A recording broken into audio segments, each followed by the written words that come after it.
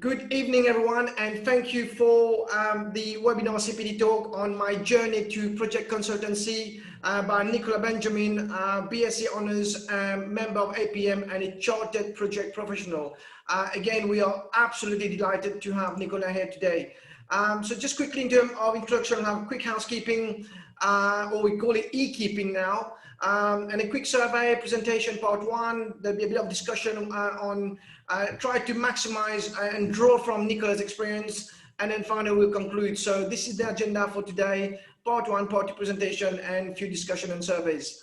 I think you've been there already. Some of you already know where we are, but if you're looking on PC, the view option on PC is top of the screen. Audio screen is on the left hand side. And if you need to validate something, please raise your hand. And if you've got questions, use the Q&A tab. Already I can see some questions coming through.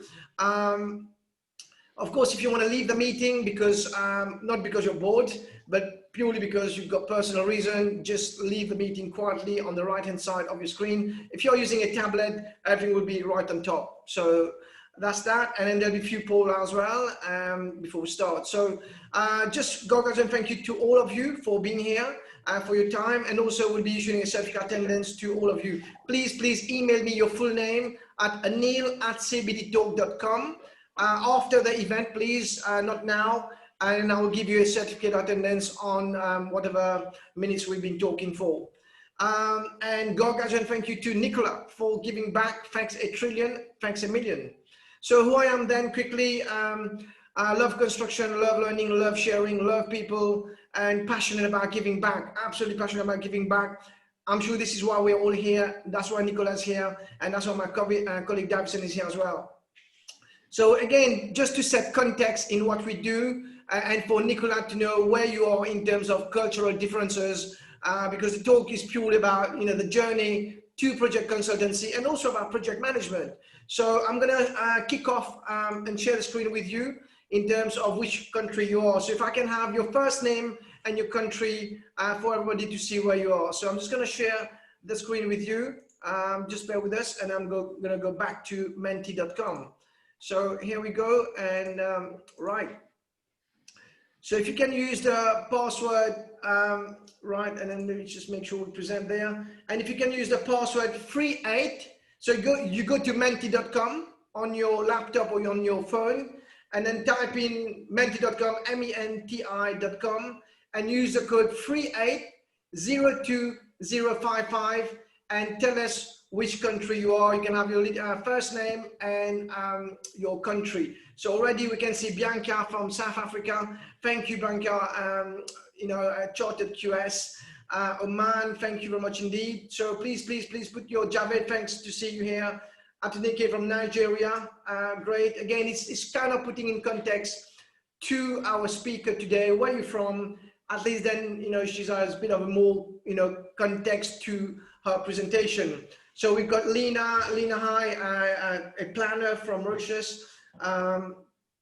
So already we can see lots of blues and lots of colleagues from Mauritius, Philippines, Cambodia, UK, hi Nilesh, Yasin from Mauritius, we've got Ravi from India. So we've kind of got about 4 continents today, which is fantastic for our seminar, webinar today. Jessica, hi.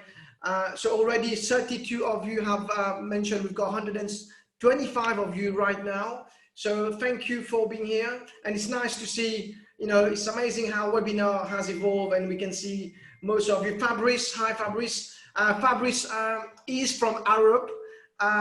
Nicola, so you'd be pleased to know, one of your colleagues from Arup, Mauritius. So we've got Steve, we've got Shekhar. Yeah, so thank you very much indeed. Please put it in. So the blue one mean, all my colleagues from Mauritius are here to follow us. So thank you for being here, all of you. And we've got a colleague from Sri Lanka as well. Fantastic to see all of you. So we're just going to move on. Please put it in, and then we can check it out later. And we've got Kimberly from Saudi Arabia as well. Thank you. All right, so I'm just going to stop there and then just continue with the introduction before we formally get Nicola here. So again, if you can see my screen, please, if you can just put a quick hands up before we finally move on. So thank you very much indeed, everybody. I want to do a quick tribute. I think some of you have seen on my WhatsApp to Chadwick Boseman, And I think this is a comment from Senora William. You brought millions and millions of people together to be entertained, educated, to see ourselves, make us laugh, smile, and feel empowered. Thank you, Chadwick Forever. As you can see there, little Chadwick moving on. But again, I think there's a really good quote which I picked up a week and a half ago. The struggle along the way are only meant to shape you for your purpose. So before I introduce Nicola, I wanted to share a video with you because it's all about learning today. And I will make sure, yeah, so let me just share this video with you before we introduce Nicola formally. So just bear with us, and I was gonna get this video for you here. All right, so give me 1 minute, and I think it's a powerful video which I would like all of you to share. Some of you may have seen it, but let's go. All right, and again, let me just make sure you're seeing the video. Yeah, fantastic. And I'm just gonna make sure the sound is good too and ready to go. Just bear with me. Fantastic. If you can again see the video and if you can hear the sound, if you can just validate by putting your hands up, and off we go. Finally, I thought of Ali in the middle of the yard in his elder years, drawing from his victories and his losses. At that moment, I realized something new about the greatness of Ali and how he carried his crown. I realized that he was transferring something to me on that day. He was transferring the spirit of the fighter in me. He was transferring the spirit of the fighter to me. He was transferring the spirit of the fighter to me. Sometimes you need to feel the pain and sting of defeat to activate the real passion and purpose that God predestined inside of you. God says in Jeremiah, I know the plans I have for you. Plans to prosper you and not to harm you. Plans to give you hope and a future. Graduating class, hear me well on this day. When you have reached the hilltop and you are deciding on next jobs, next steps, careers, further education, you would rather find purpose than a job or a career. Purpose crosses disciplines. Purpose is an essential element of you. It is the reason you're on the planet at this particular time in history. Your very existence is wrapped up in the things you are here to feel. Whatever you choose for a career path, remember the struggles along the way are only meant to shape you for your purpose. When I dare to challenge the system that would relegate us to victims and stereotypes with no clear historical backgrounds, no hopes and talents, when I questioned that method of portrayal, a different path opened up for me. The path to my destiny. When God has something for you, it doesn't matter who stands against it.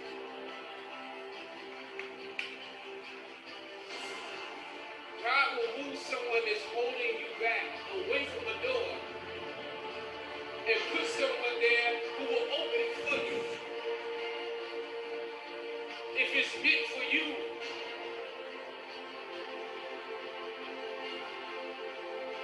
I don't know what your future is, but if you are willing to take the hard way, the more complicated one, the one with more failures at first than successes, the one that has ultimately proven to have more meaning, more victory, more glory, then you will not regret it.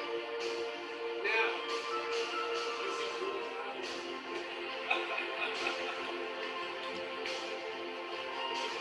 The light of new realization shines from you today. Power's legacy is not wrapped up in the money that you will make, but the challenges that you choose to confront. As you resist to your path, press on with pride and press on with purpose. God bless you. I love you, Howard.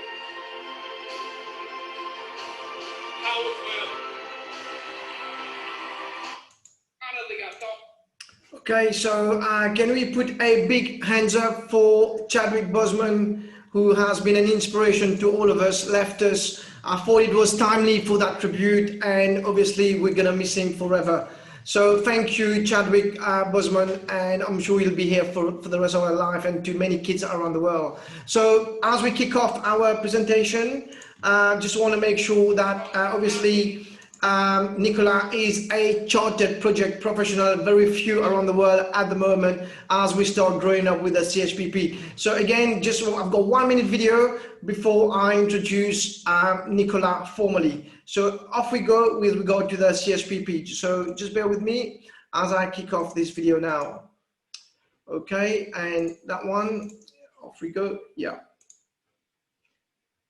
So this is the video for ChPP, which I'll be sharing with you as Nicola is a chartered member as well. So here we go, off we go, here we go.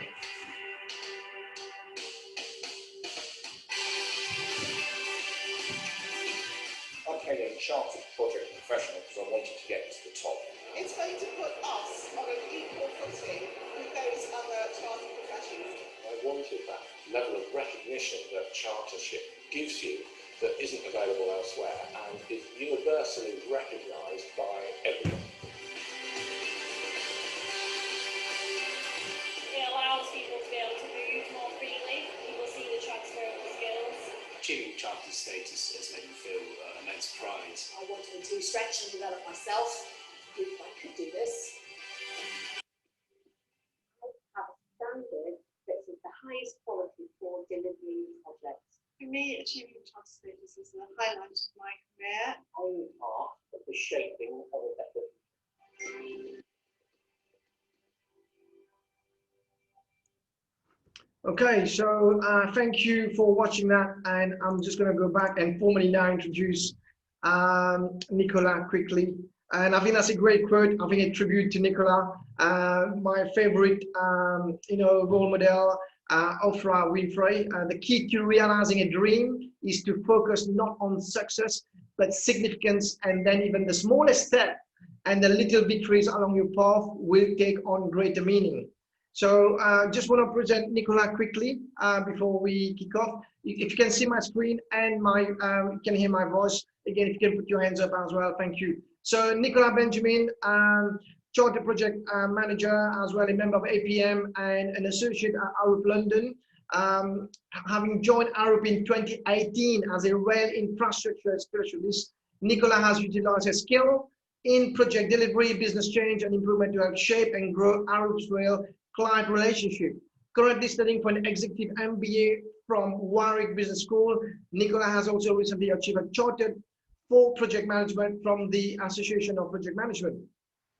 Alongside her professional activity, Nicola has continued to pursue her passion for supporting and mentoring young people, and last year organized a 4th cohort of the Arup 1618 Future of Rail initiative. The annual event saw about 30 young people giving the opportunity to experience rail consultancy delivery, which is fantastic. Nicola has encouraged ongoing development of PPM school engagement program, partnering with 2 social mobility charities, Career Ready and Rich Society, to offer structured summer placement to both BAM students and youngsters from disadvantaged background. Please join me in welcoming Nicola. We'll do this forever after Nicola comes in. So thank you. I'm going to stop sharing now. And if we can have Nicola back on the screen, please put your hands up for Nicola for a time. We have 150 of you listening to us right now. So thank you. Nicola, it's a pleasure to have you today. And yeah, so hopefully you like the little video and the introduction to yourself. Hi everybody, thank you Anil, thank you Davison so much, and thank you to everybody who's joined this afternoon. I'm going to check before I start talking too much. Hopefully you can firstly hear me okay, and secondly you can see my screen and today's presentation. Yeah, all perfect, all good to go. Thank you Nicola, let's kick off. Excellent. So I'm really delighted to be here, and if I can thank Anil for his time in preparing today's event. Really, I couldn't have done it without him, and you'll have seen all the incredible material that's come out to you. So just to say thank you very much for all your efforts in getting me to this point today. And just before I kick off with the main part of the presentation, so I wish you told me that you were going to do the Chadwick Boseman kind of presentation, because I'm having to stop myself from crying, because every time I see it, it really does touch me. So yeah, just an incredible person, and if I can be even a fraction of the inspiration that he has been, we'll all have done a really good job there. So yeah, really lovely piece. Yeah. Anyway, so to get to the main event, so hopefully what I am hoping that I will leave with you today is a little bit of some of the experience that I've gone through. As I've come up through my career, it has never stopped to astound me how much I've been able to learn from other people, and having role models at different stages of the journey has been incredibly helpful to me, and it's something that I've really never forgotten. So very much every time I have the opportunity to share, even if it's just a little bit of what I'm going through with others on the journey, then I will always take that opportunity. So when I was approached by Anil to provide just some insight this afternoon, I was really happy to do that. So I'm going to share some slides with you. We actually have got quite a lot of slides to go through, but we've scheduled a number of breaks throughout the presentation, and those will be opportunities for you to talk amongst ourselves and answer some of those questions and have a little bit of a reflection over that part of the presentation that I've been doing. I think Anil will be collecting up the questions that are coming through, but again, if after each section there's anything that you want me to clarify, please just either ask me the question directly or send through a question to Anil.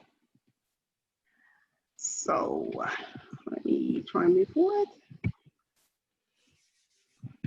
Okay, brilliant. So the agenda for today, so I'm going to do a little bit of an introduction, just really who I am and kind of how I've got to where I currently am within my career. And then I want to talk a little bit around how I've kind of developed that into a brand. And that's something that's really important, and hopefully it will be the first takeaway from today.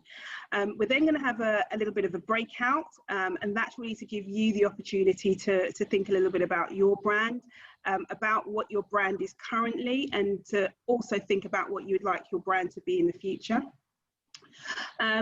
After you come back for the breakout, we're going to talk a little bit about the project management consultancy within Arup, and really I'm going to talk a little bit about the company, but actually more about how I've been able to fit into Arup, and how in doing that's been able to take my career forward.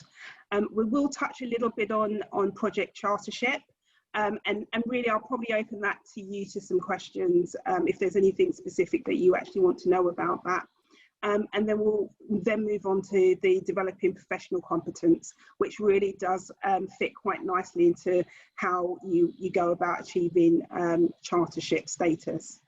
We'll have our final breakout session, and it's really just to think about your career journey. So it's a little bit of time to just think about where you are on your journey, maybe some of the things that you have come up against, barriers that you've potentially managed to overcome, and then think about where next to go on your particular journey.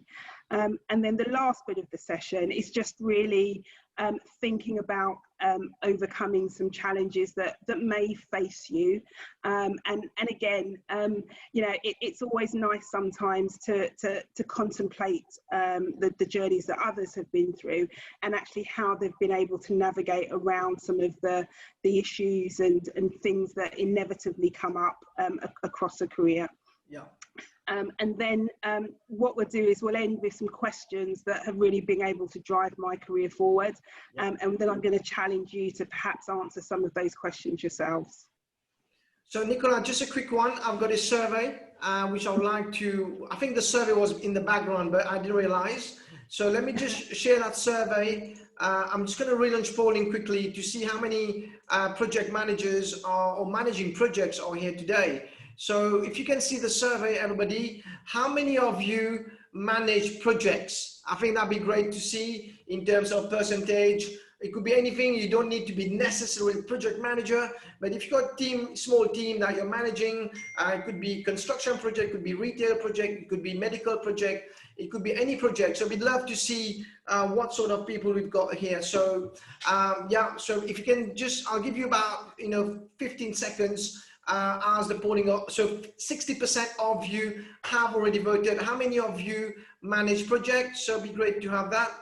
And I'm just going to stop polling in about 5 seconds. So please put your vote. I know some of you can't see the screen for whatever reason with Zoom, but I know most of you can see because already 65% of you have voted. So I'm just going to end polling now and then share that with Nicola. So Nicola, and we can see if I can, you can see the result, right? 77% says yes, they manage project, and 23% says no, they don't manage. So that's for you, and then you can continue. Thanks, Nicola. Awesome. All right. So, so Neil very kindly spent a little bit of time going through my profile, so to speak, but I really just wanted to introduce myself a little bit further to you. So this is me, Nicola Benjamin. I am currently an associate within Arup's Programme and Project Management Division. I've been a project professional for, believe it or not, 20 years. Wow. Yes, and interestingly enough, it was not something that I had decided to do at school. I very much fell into project management, but interestingly enough, I always knew that I would probably be a consultant. Bizarrely, that was probably where I started out wanting to be. I just had to work out how I was going to get there, and actually being a consultant is nothing more than actually just knowing a little bit about something slightly more than your client, so you can charge them for it. So once I worked out what a consultant did, I pretty much knew that was what I wanted to do. I just needed to work out what it was that I loved so much that I was willing to spend the time to learn and gain the competence that people would want to buy my knowledge, so to speak. So as I said, I pretty much fell into project management. I'd actually completed A-levels in biology, chemistry and physics. I thought about going into a medical profession. It didn't really suit my my nature, to be honest. So when I went to university, I actually did an undergraduate degree in social biology and health studies. I was still contemplating what I would do, and so it was something to do for 3 years is the way I tell my children. It was only when I finished my degree that I then really started thinking about, okay, I've got to get a job after this. And then after that, I actually did some diploma courses in business management. And I found that I really, really loved it. And I think that was probably where I first really started thinking, I really like business. I really love the strategy. It's really interesting. But at 21, I wasn't quite in the right place to really apply to any of the big consultancy firms. So I put that on the back burner for a little bit. And I went about finding a graduate placement, so 20 years ago, and they are of course still incredibly popular now, but it was absolutely the thing to do. So literally, once you'd finished any form of studying, you then started looking around at the different sectors to work out if they had a graduate scheme that you could join. So I actually joined a retail graduate scheme. I won't go into the details of who, but they are still around. But that was a brilliant 18-month period, because you know, it's a very, very, very good learning foundation in terms of good general management. So that was really good. And again, I got another indication as to what my future career would be, because when all of my other graduate colleagues on the program were busy, you know, trying to be a store manager, getting on the floor, you know, managing their staff, looking at their, you know, what they call it, their footfall figures and information. I would be in the back office working out all the projects that I could get involved with. And there was just something about the fact that you could take a concept that was in somebody else's imagination, and if you put some structure around it and put some really clear points in which you had to get to, then by magic, in a number of weeks, months, years, you would get to an outcome. And I was really, really mesmerized by that. You know, I would take pretty much every opportunity to get involved in any projects that were happening in the store that I was working in, to the extent that I think my store manager got a little bit fed up with me, and she actually sent me to head office on a secondment for 6 months. So that was me out of the store and in front of a laptop, in a office environment, which was 100%, you know, clearly what I really loved. So that was great. And then, you know, I stayed in retail probably for another 6 months. I finished my secondment. They were about to send me back to the store. And that was really my nudge that I needed to really sit down and think about what I wanted to do. So at that stage, you know, and again, one of the things that we'll talk about through this presentation is the role that kind of serendipity or luck, or, you know, sod's law, as some people call it, but that little bit of, you know, the part of your career that you just can't plan, really kicked in. So on the way home, I think I was in the last month or so of my secondment, and I was really starting to worry a little bit about kind of what I was going to do and what my next move was. And I knew going back to the store was looming, and I was on the train home from London. And in the olden days, in the Evening Standard, they used to have a job section, and in the back of the job section, I was looking at it, and there was a job for a project management assistant for a railway company. Wow. And it wasn't just any railway company. And Nicola, just quickly, how old are you? How old were you at the time? So I think I was probably about 23 or 24 at this stage. Yeah, because I'd moved on from uni, started my first job, and was about to move on. So, you know, found this amazing, you know, advert for a job. It was a project management assistant. I was just doing project management at work, didn't know very much about it, but knew I really loved it. There was an assistant's role, which meant, didn't have very much experience, but I definitely could qualify to be an assistant somewhere. And the other great thing was, it was just at the time in the rail industry where they were moving to refranchise the railway companies. So it was an absolutely perfect time to go into the industry. They had just discovered what projects were, and instead of just doing stuff in the industry, they started putting frameworks around how to manage these projects. So the long and the short of it, I applied. I did a ton of research before going for the interview, and I got my first role in rail. Wow. So you know, it was an industry that I'd never considered. You know, I hadn't done a degree in it. I wasn't an engineer, but I had my first foot in the door of the industry that I'm still in 20 years later. Wow. And yeah, I haven't really looked back from there. So in I guess in essence, you know, this is what you see on the screen in front of you is what I sell, so to speak. So this is the version of me that you will get if you were to buy Nicola Benjamin, the associate at Arup, and that's great. This you know, this costs quite a lot, but what I really wanted to share with you was just to go underneath that a little bit as to kind of what's under the skin of somebody who is a project management.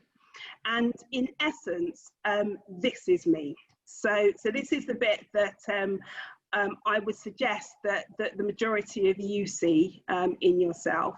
And really why I think my career has been so successful. And I guess the point is that it became more successful the moment I started embracing what was actually me.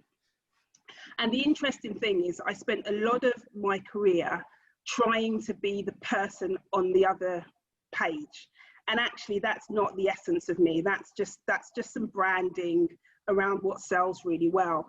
But actually to be really good at my career, what I needed to do was really embrace who I was as an individual, and to really find, I guess, the attributes that I could build on and that I could create and use to really propel my career forward. Because what I absolutely believe in is that quite often we end up holding ourselves back because we're putting all our energy into the stuff that we need to work the hardest to do, instead of putting our energy into the things that actually you're really good at already. And if you can put your energy behind those things, it will really propel you forward. So these are a couple of things about me. And if you read the first four, so being shy, sensitive, intense, in the minority, those are all things that when I looked at them, and you know, as a 24-year-old, I kind of thought to myself, I would never be a consultant, because you know, no consultant that I have ever seen is shy, sensitive, too intense, and in the minority. You know, they're male, they're white, they're 54. You know, they come from typically very privileged backgrounds. They've been in the industry forever. So for me, all of those stereotypes were completely opposite of what I was. Yeah. But actually, as I went through my career, I suddenly realised that actually some of these things were my strengths. And part of embracing who you are and using them to leverage your career going forward is working out how you can change, how you can turn what you think, what you think are sometimes imperfections into your actual strengths.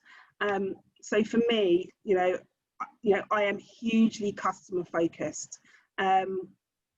And you might think to yourself, how does being shy mean customer focused? Well, actually, if you're really in tune with your customers, they've got all different types of personalities, and actually being quite a shy and an introverted type of person means that actually a lot of my thinking is dedicated to those who are outside of me. So while it may come across as shy, actually what I am doing is really focusing on the people that I need to work with and I need to be with, and the people that I'm interacting and engaging with. Yeah. Being sensitive, sensitivity, yes, but actually for me it's really being passionate about what I want to do and what I believe in, and about the sector that I work in. What do you mean by sensitive for the audience? What do you mean by that? So being sensitive, so for me personally, it's being super connected to what I'm doing, to the extent that you can take things very personally, and that's what I would call sensitive. And you can be sensitive and quite defensive with that. You can be sensitive and not willing to engage with others. But for me, that sensitivity really translated in being passionate about the work that I'm doing. And everything that I'm doing, I take it really personally. I personally have an interest in my clients, in my sector, in my industry, in the legacy that I'm leaving for others to come at some point. Thank you. No problem at all. And then that intensity, so being intuitive to colleague needs. So for me, and these things really do cross over a little, but I'm intuitive to my colleagues, I'm intuitive to my stakeholders. you know, I am very sensitive to what's going on around me, and then finally being able to think differently. And this is something that I never, ever thought would be helpful to me. I would absolutely say, probably 80% of my career trying to conform with everybody that was around me, and it has only been, you know, in the last, I would say, 10 years of my career or so.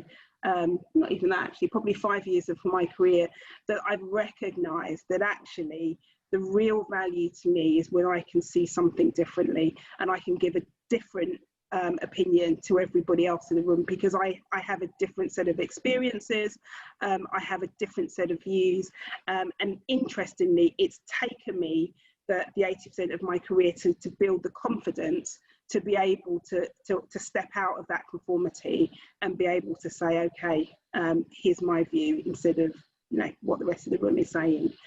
But interestingly, the minute I was able to embrace that was the time that you suddenly step out from the crowd and people start seeing the value that you can bring to situations. So I thought that was really important to share with you, because I think, you know, very often people have these preconceived ideas as to what what a consultant with 20 years experience looks like. And actually that's what she looks like, and I think that's really powerful, and I wish actually when I started my career there were a few more consultants that firstly looked like that, and secondly didn't have this veneer around them of this kind of skin of somebody that you thought you never could be. So actually, had somebody have told me when I was 24 that you could be all these things and still be a consultant, then I think I might have got here a little bit quicker.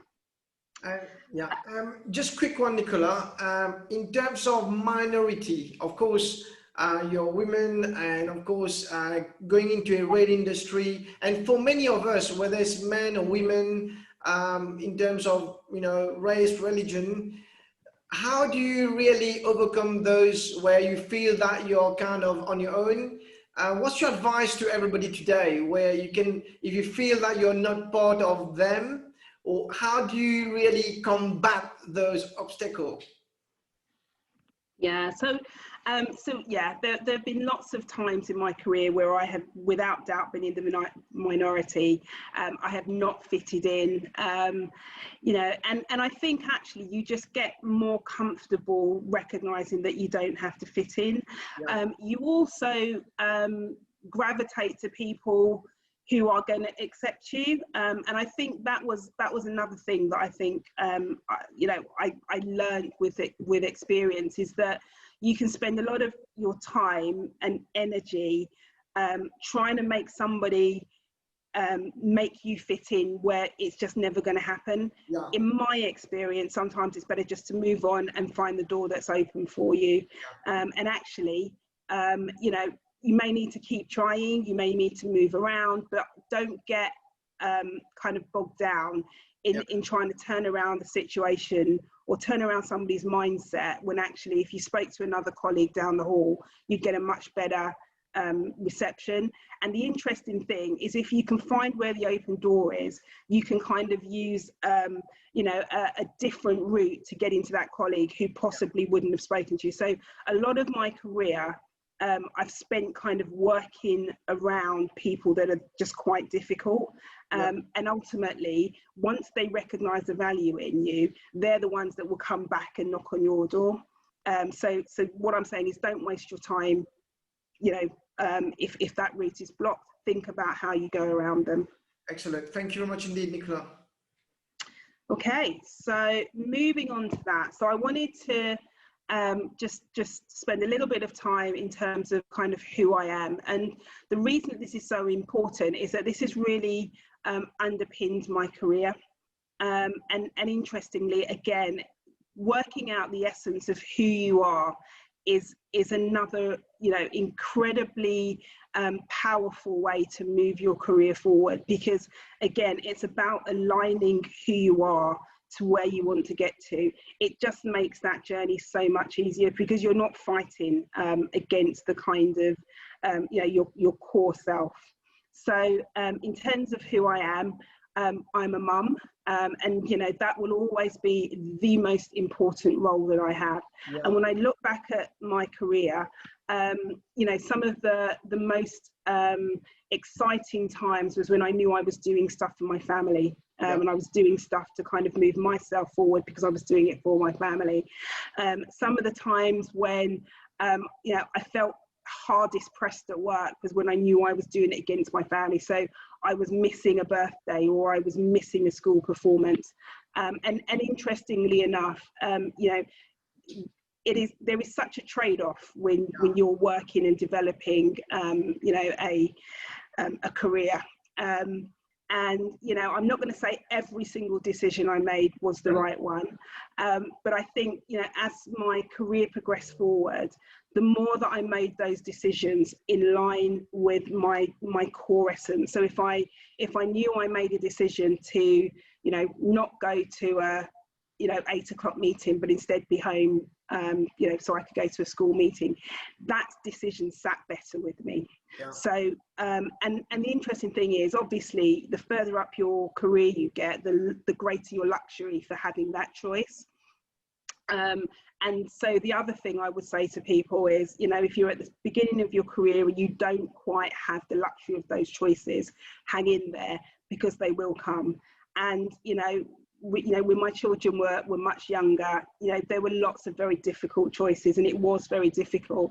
But, you know, I'm at the other side of my career now where, you know, you have so much more, you know, room to kind of make those decisions. But, you know, it was because you kind of pushed through those harder times at the beginning where, you know, it potentially was a little bit harder. So, so I guess my point from there is you have to stick at it. You have to know the reason why you're doing it, and you know, for others on the call there may be other reasons, but for me, they were a very powerful driver in me working hard and deciding to do what I was going to do. Nicola, just quick one. It's a great family photo, so congratulations on that. Just for all our audience, because obviously a lot of us work, you know, 10 hours, 12 hours, 14 hours. Would you say that your family, your kids are your bedrock, your rock when you get fuel to, you know, progress your career? So maybe quick advice from someone like yourself to all of us watching, why, you know, your kids are so important to really fuel you and get back on it. Yeah. So yeah, without doubt, they have been the bedrock. And for me, it was because I was in the back of my mind, I was thinking I'm setting them a good example.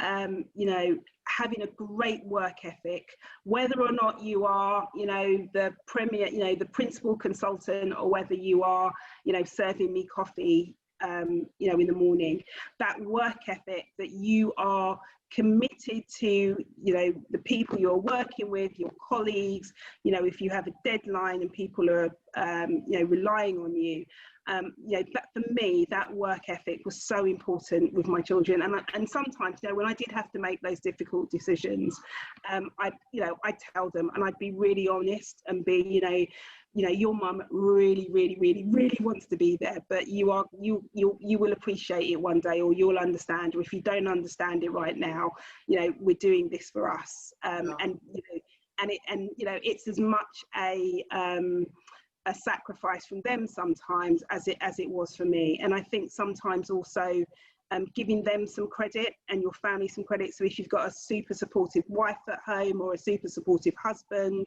you know, please give them credit, because they also are sometimes making just as much sacrifices for you. So for me, it's recognizing that, you know, we were a team as a family. And I still say to them now, you know, I owe as much to them for my career as I do to some of the things that I've been through, because they were great kids. You know, so yeah. All right, thank you. So in terms of my values, so this one is really about working out where you stand for, and this is very much part of your brand as well, and you know, you are the only one who can really be able to establish what those are.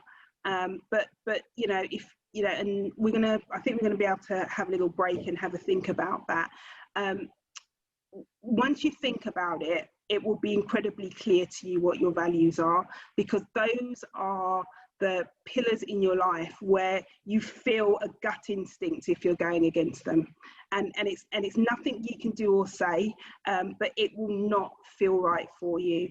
And for me, my values were, you know, working hard, persevering, you know, being kind, and good to other people. So one of the key things in my career, and again, I've been so lucky, is that there have been so many people that I meet, you know, the people that I met when I started out in the rail industry, and you come across them 20 years later and they still remember you, or they still remember a project that you got in on time, or they remembered, you know, their wife wasn't very well and you took the time to say, how are they feeling? So for me, that has been an incredibly central part of who I am, but actually has helped, you know, has helped to really propel me in my career, because actually those networks that I built up, you know, have been, you know, so valuable to me over time. But it was one of my values. So being good to the people that I work with and being committed to what I'm doing, you know, it was one of my core values, but it was something that really helped my career go forward. So think about what your values are. Think about how you can embed them to kind of taking yourself forward in terms of what you want to do. And then the final picture. Is that you over there? In the picture? No. This is a stock photo. But for me, that picture is great, because it's the essence of what I believe. I am a huge believer in having big ambitions, you know, and having really clear aspirations. Don't be afraid to dream. Don't be afraid to put things down because you think you won't be able to achieve them, or they just seem, you know, so far out of your grasp. If I look back over my career and think back to my 24-year-old me, in the back of my mind, I knew roughly I wanted to be a consultant, but it wasn't until I dared to really believe that I could do it that I actually put my mind to it and said, okay, if I really want to do this, this is what I need to do. But, you know, too many people, you know, they don't even give themselves the opportunity to dream of these things. And actually, if you don't dream, then you're not even taking that first step. So for me, having those massive aspirations, you know, has been absolutely central to getting where I've gotten to. And, you know, there are so many times I go back to that picture that I shared at the beginning of that shy, sensitive, introvert. You know, if you took that picture and you based your dreams on that perception, then I wouldn't have got to where I've got to. And there's so often I will look at myself and, you know, I wasn't the smartest in my class. I failed loads and loads of times, and we'll come on to that. But actually, the dream and the ambition and the aspiration to get up after you have those failures and keep thinking that you have that dream in front of you, you know, has been, you know, absolutely so helpful in my career. And I read a really great thing the other day. I think it was Tyler Perry that said it. He said, sometimes you've got to have dreams, because when you're too tired, your dreams will keep, you know, your dreams will in effect keep going themselves. So it's really important that you have those dreams. So so that is me in 3 pictures. And I will. So Nicola, just a quick one. Just if you can go back on the slide, I'd like to ask you a question to all of the audience. So, you know, like in what we do, we have society pressure where people want to do something, but then they have naysayers, they have negative people around them, and they say, no, don't do this, don't do that. What's your advice to anybody who want to do something, but try to discard all the negative aspect around them? So you've been around, you've worked in multi-corporate firm, and what's your advice to anybody watching today that they buckle under pressure by family, by friends, and by naysayers? What's your advice on that? I'd love to hear you from that. Yeah, I use it as fuel. is my short and simple advice. You know, if somebody tells you you can't do it, then that is all the fuel you need to get up and decide to do it. The important thing is whether you want to do it. Okay, if you don't want to do it, fine, don't do it, but don't let somebody else tell you that you can't do it. Wow, thank you. Let's get some questions. Yeah, if you want to move on to the next slides, and okay. We're just going to share some questions. So, right, so the first question is coming from Oluwafemi. What are the challenges in starting up a consultancy firm? So maybe kind of an entrepreneur type questions. What quick advice on that? Yeah, so and I will give a little bit of advice on this, because I did a few years ago think about setting up a consultancy company. And the other thing, Arup is quite an entrepreneurial firm in terms of how it works. So wow. A lot of the consultants, certainly as you get to associate level and above, you are looking to generate business for the consultancy across the piece. And for me, it's about recognizing that there are opportunities all around you, and it's about making the connections so that you can get to those opportunities. That I think the challenges in setting up a consultancy firm is that, you know, people buy your reputation.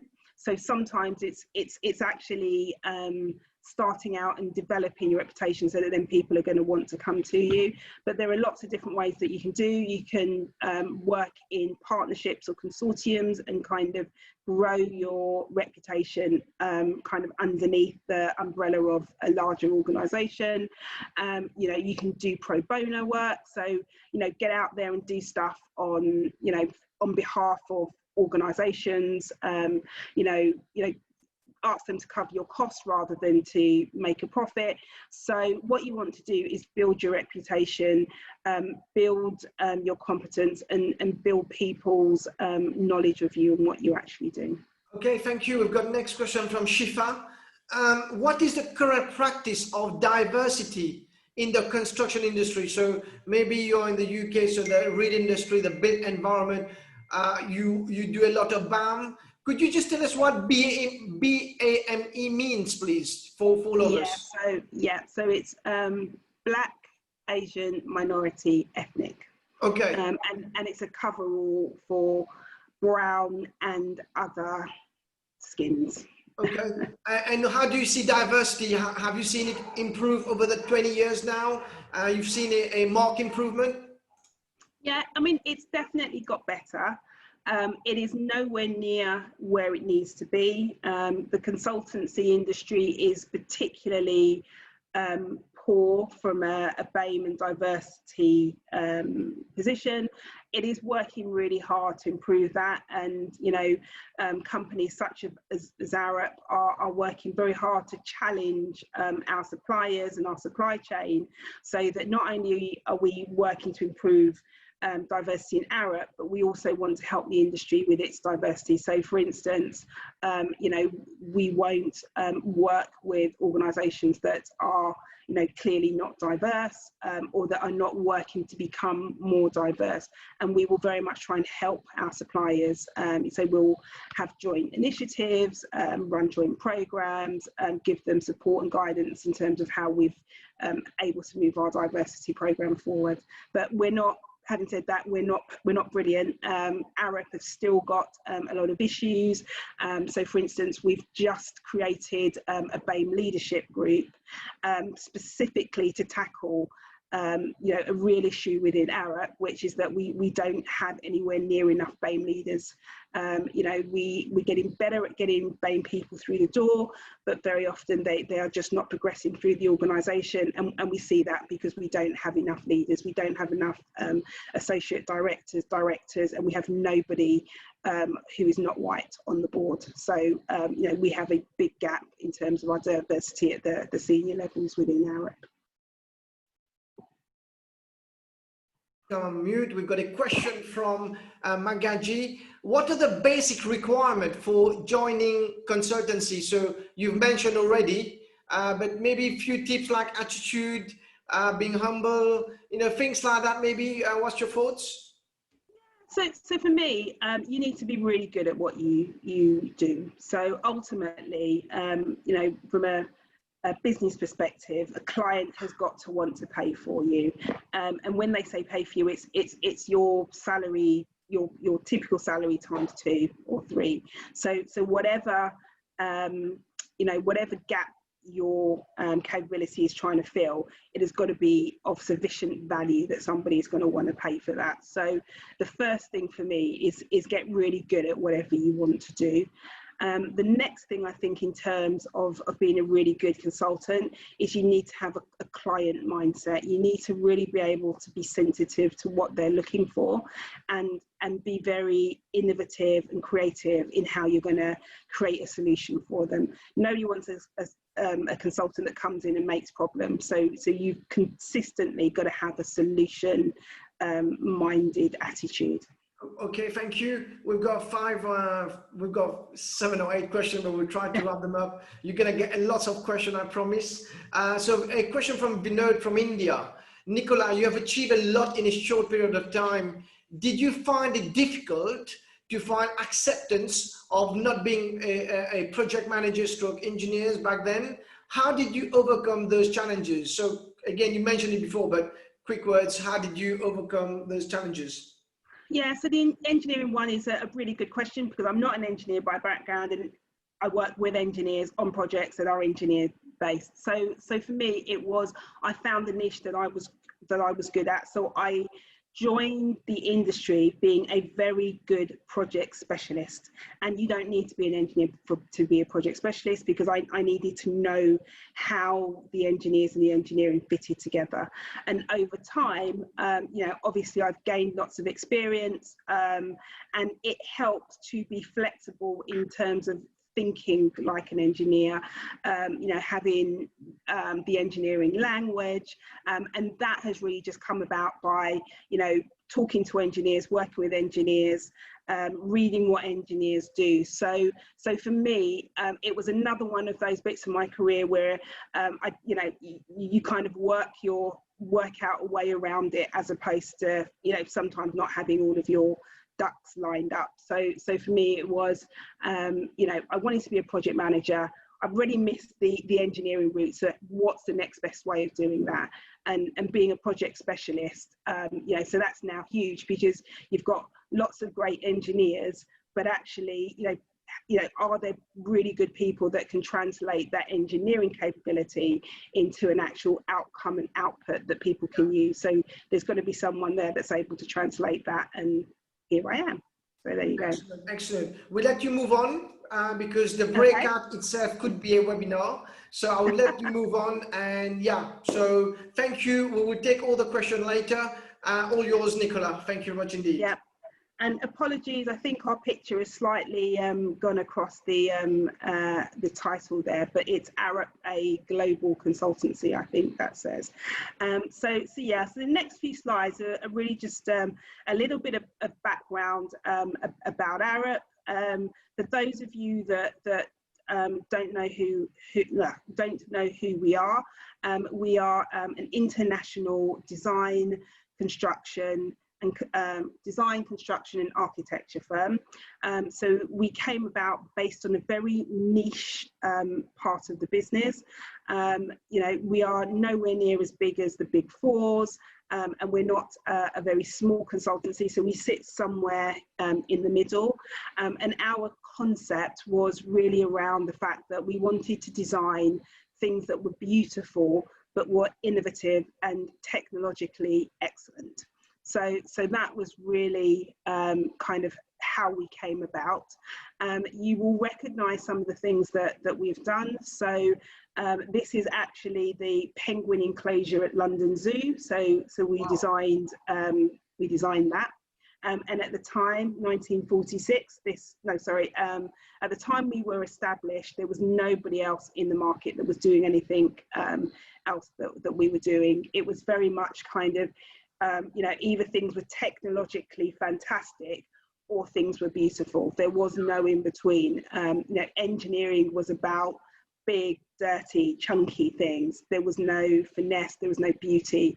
If you wanted that, you needed to go to a specialist architecture firm and they would design it, but my good, the thing wouldn't stand up. So when our founding designers came together, they really came from that mindset that you know, all of these things could be harnessed together. But what was more amazing about Arup was not only did they focus on what they were doing, but they really focused on why they were doing. And the Arup kind of strapline, so our core being as a firm is that we shape a better world. So everything that we do is to make things better.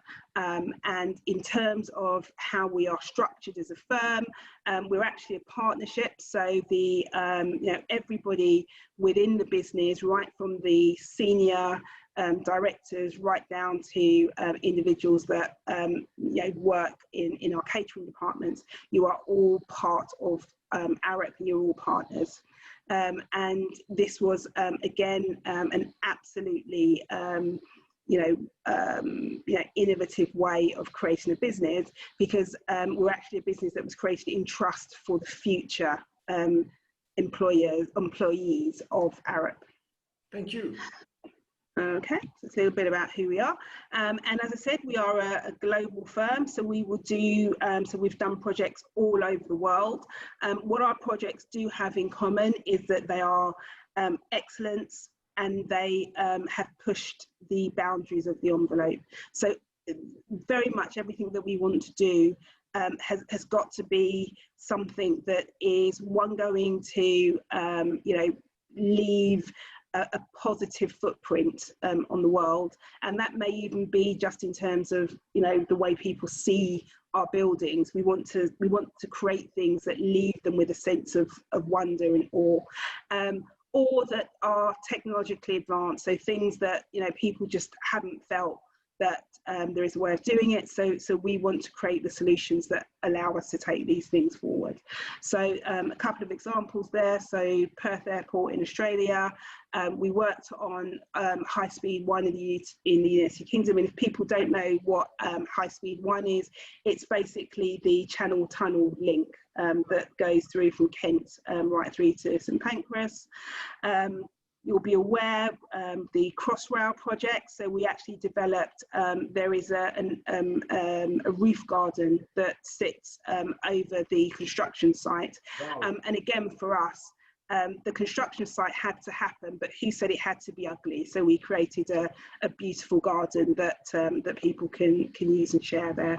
Excellent. So I won't go through all of them, but there is a real need in the projects that we do to really think about the impact that they're going to have on the built environment, and how we can work to ensure that those structures work in harmony with the environment around them. Awesome.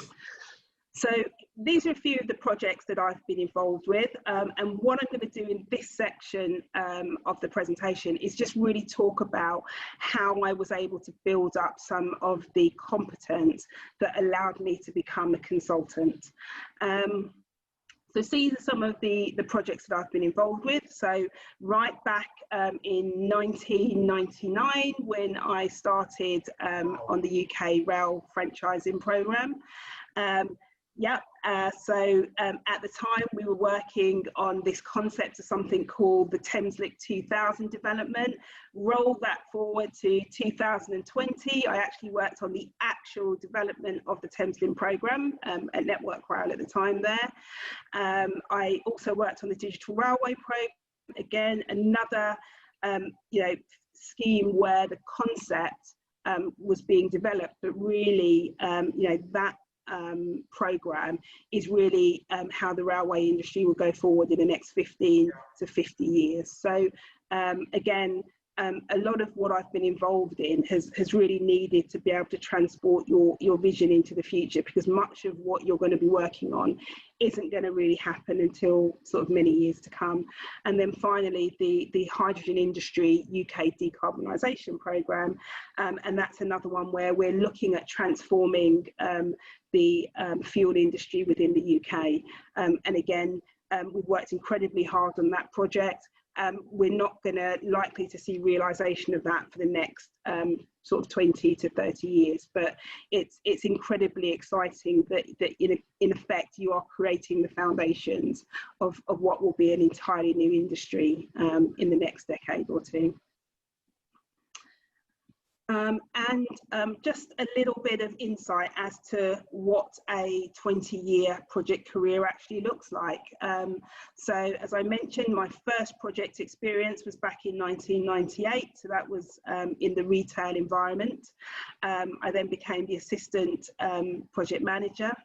I then really started seeing that actually there was some really interesting legs to this PM activity. So what I then did was spend quite a long time actually just perfecting, getting really good at a niche part of what I did. And that was really, I would say, the basis of my becoming a consultant, because as I said to you, that requirement to be specialised in something will put you in such a good position as you go through your career. So becoming a framework specialist, as I said, there weren't huge amounts of options open to me, but it was, always think through what you're able to do. So, so 2007 to 2012, I just worked really hard. I did lots of projects. I did lots of different parts of project management. So I put there, so I was a project sponsor. I was an improvement business manager.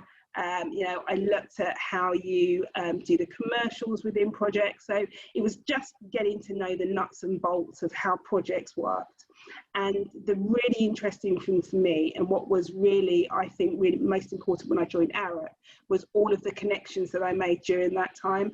Because I think more than anything, there are lots of, very competent project managers around, but what Arup brought was my insight into the rail industry and my connections that went with it. So inadvertently, along my 20-year career, I was kind of pulling in those different tools that my current employer was looking for.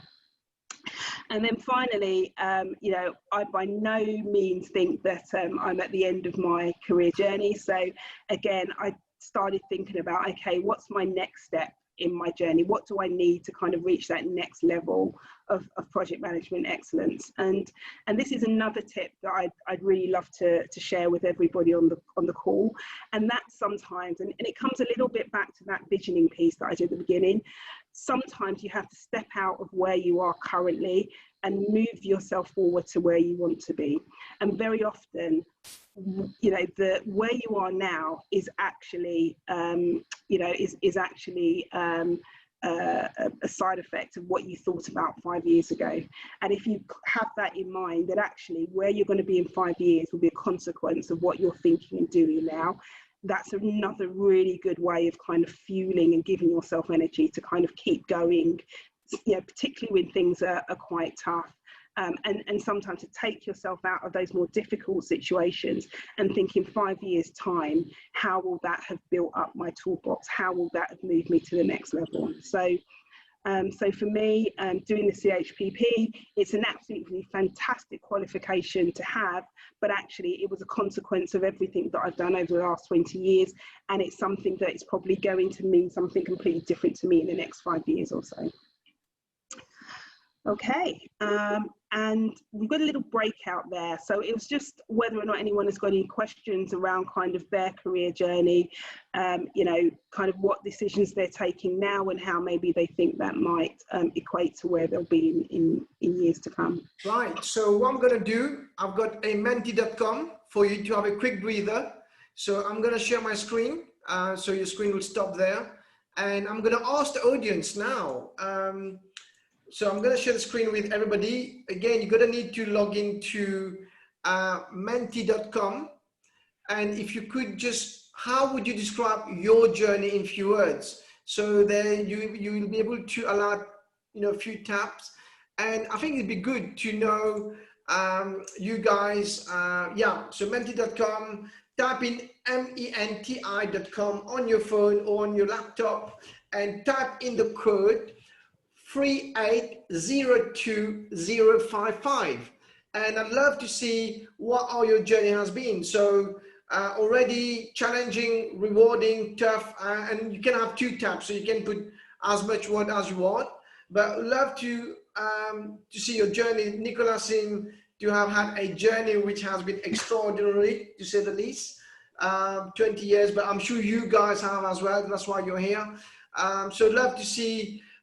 Some say luck. Yeah, luck is one. Fate, rough, rewarding, challenging, not smooth, exciting, blessed, painful. So sounds like, you know, we've been there, all of us together on that journey. So yeah, please log into menti.com. I can only see 15 of you. If you can put enriching, challenging seem to be the common theme here, as we can see. So already there's quite a few interesting and difficult, crazy. Yeah, I could agree with that as well. Lots of hard work. I'm a fresher, so long way for you to go. But yeah, it'd be good to have all of your experience here. How would you describe your journey in a few words? Yeah, so already challenging has been probably everybody's journey so far. Without backing, what's your thought on that, Nicola? As you can see, all the colleagues putting in around the world. Yeah, so yeah, a lot of this is very familiar to me. Yeah. The challenging bit, absolutely, and I think the challenging bit goes hand in hand though with it being rewarding. So yeah, I'm a great believer in saying that anything that's worth having is worth going through that toughness. So there's a quick one there. Luck. Do you believe in luck as well? I mean, luck does the perfect. I mean, what's your thought on luck as a project manager? I am a great believer in that the harder you work, the luckier you get, if that's not a slight cop out. But I absolutely believe that you get lucky and good things can happen to you. But what you don't realise is that you're creating that luck in the hard work that you're doing. So, you know, an example from earlier in my career, I used to, every now and again, I used to go into the office and be working quite late, and 9 out of 10 times nobody would ever see you working late in the office. But on that one occasion, I think the managing director of our specific area came in and we struck up a friendship because we were talking and I got a piece of work, and you know, it was absolute luck that he had come in and I'd been there, but actually I'd been there working late for many nights and you know, not had anyone come in. So I'm a great believer in luck absolutely playing a part, but it's very often because you've worked hard to create that opportunity. And finally, I mean, obviously we're going to give it 44 of our colleagues has put in the experience there. You know, challenging, rewarding, time consuming. Challenging is the biggest one so far. Just one more on your in terms of journey, learning. There's continuous learning right down below the top, but rewarding. Why CPD, what we are doing today, is so important for everyone in terms of continuing professional development. You are from the UK. I know CPD is huge. Why do we need to ensure we keep doing CPDs?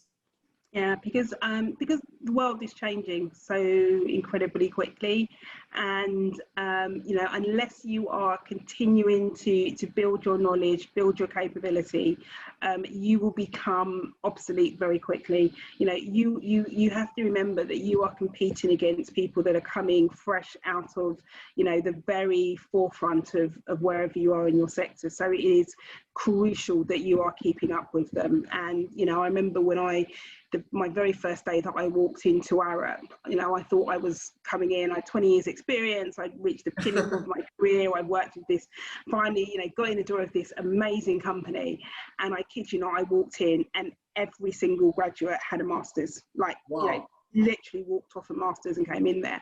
And it was probably the most humbling day, because suddenly I realized that, you know, all of that experience is great and, you know, it will be useful, but actually, you know, if I go up against someone who's just come out of university and they know the latest initiative on how to do pilings, then they're not going to be interested in my 30 years. That, you know, they will have just as much value in the conversation. So it's really important that you keep up, and that's what CPD does. Okay, thank you. Back to you in terms of sharing the screen. We've got about half an hour to finish. Okay, So, perfect. I think we are on schedule. yeah, perfect. And I've loved every minute of it, Nicola. You are an inspiration to all of us. I'm enjoying it. So half an hour to go, all the audience, half an hour, 40 minutes before we conclude. So thank you. We've got lots of questions coming in as well. We'll share that later. All yours, Nicola. Thank you. Brilliant. So I think it's really, really useful. I thought you asked the perfect question there.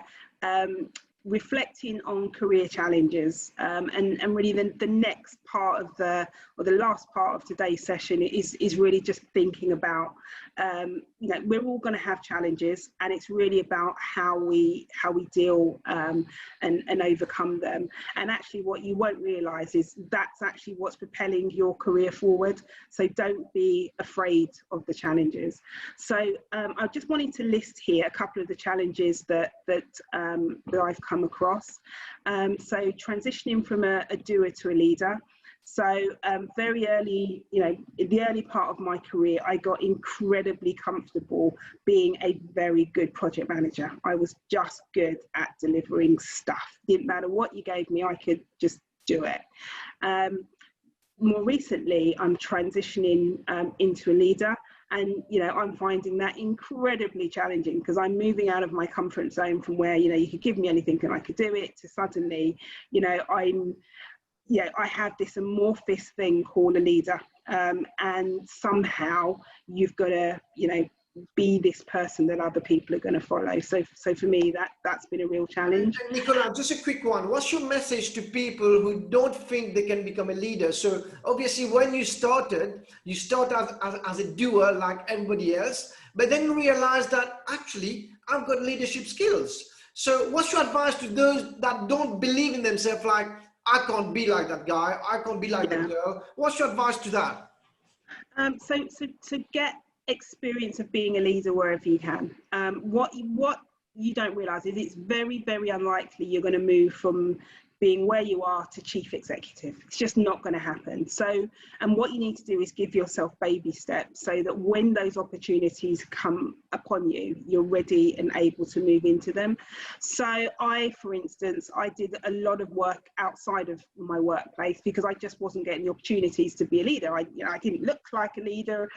You know, I looked quite young. I didn't look like I had enough experience. So I was never the first on the list to be like, I'll get Nicola to lead this thing. So for me, you know, I created some of my own projects outside of work. You know, I took on, you know, opportunities to do volunteering work.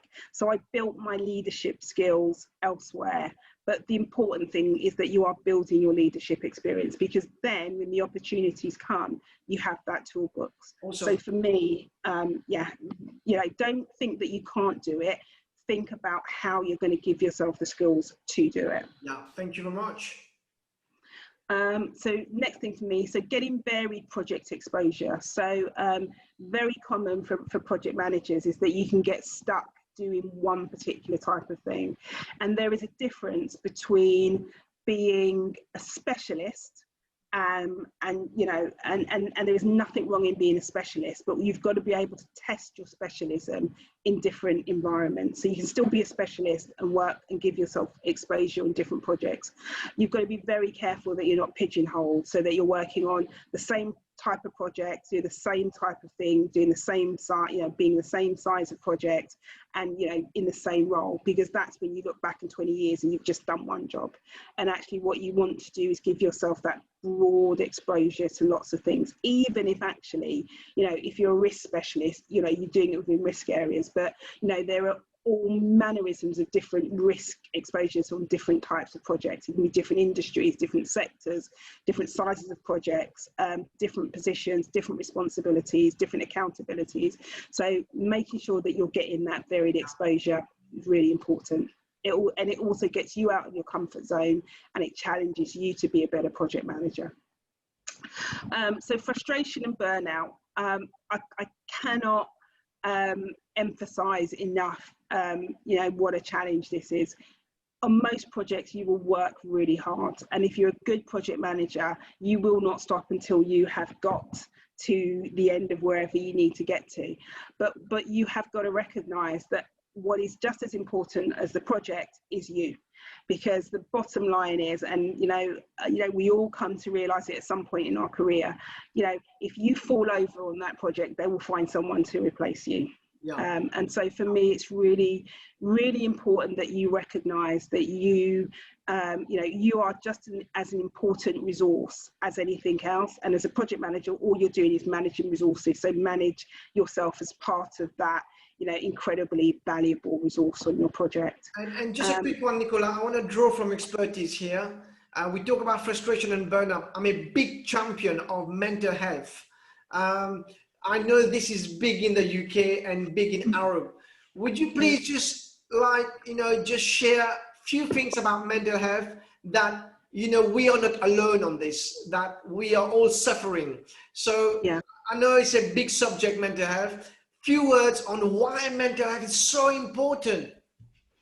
Yeah, well, I mean, the key thing for me is you need to be sharp, and, having everything in alignment, being mentally in the best place that you can be is all part of that kind of that sharpness. And the best way that I can describe it is, it is part of your resources. And like anything else, if you don't treat it, as a valuable part of yourself and as a valuable part of your delivery kind of opportunity, then actually you are at risk of burning out, of being a detriment to what you're trying to do. But the key thing is that if you burn out, you're not just a detriment to your project, you're a detriment to your family, you're a detriment to the people that rely on you around you. So you are so incredibly valuable, so you've got to treat yourself valuably. So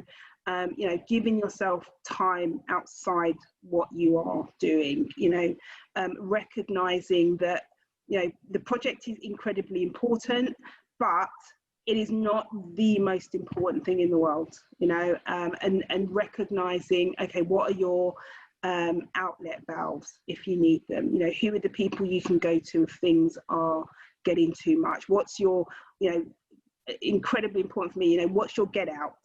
If this project is horrendous, you've got a terrible project director, what's your exit strategy so you can come out of this all right? And sometimes even just having an exit strategy is enough to kind of give you enough mental support to kind of get you through quite difficult situations. So I mean, I've been on some horrendous projects before, and you're just like, I cannot get up in the morning to think I've got to face this again for another 8 hours. But actually knowing that, right, if I get to this checkpoint, because and I've built up another 5 months worth of experience, and I know I'm going to be good enough to apply for something else. So just having that exit can be sometimes enough to just give you that little bit of kind of extra energy and fuel to get you through that stage. And Nicola, just before you move on to the next bullet point, the key to frustration, burnout, mental health is to talk, yeah?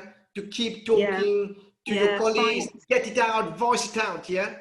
Yeah, find somebody who is going to be on your side, somebody who is, going to just give you a little bit of space if you need to. And the only way that you can do that is to get out and talk to people. And I know it's, create that network. So that is why, your network is so key. Not everybody you're going to talk to is going to become part of your network. Not everyone you talk to is going to be, your bosom buddy, but you might find that person who, you can pick up the phone to at the end of the day, or you can say, look, I'm struggling here. Where do I find this information? So that network is really important. Thank you very much indeed. Thank you. Yeah, so I'm going to move on really quickly. How much time have we got, Anil? We've got about 20-25 minutes, so we're good. Okay, fine, we're good. Career challenge, so life challenges, and this is a massive catch-all for all the rubbish stuff that can happen to you at any moment in time with no warning, and you've just got to get on with it. you know, I can give you any number of stories that have happened where, and very often, you know, you know, whatever's happening at home, you've got to get up, get to work, and you've got to smile, get through it. You know, and life challenges will happen. So firstly, you know, my first bit of advice is accept that they will happen. You know, it is not, you know, it's not a reflection on you. These things will come out of nowhere. Yeah. And what you've got to be able to do is create the resilience where possible, to get through them.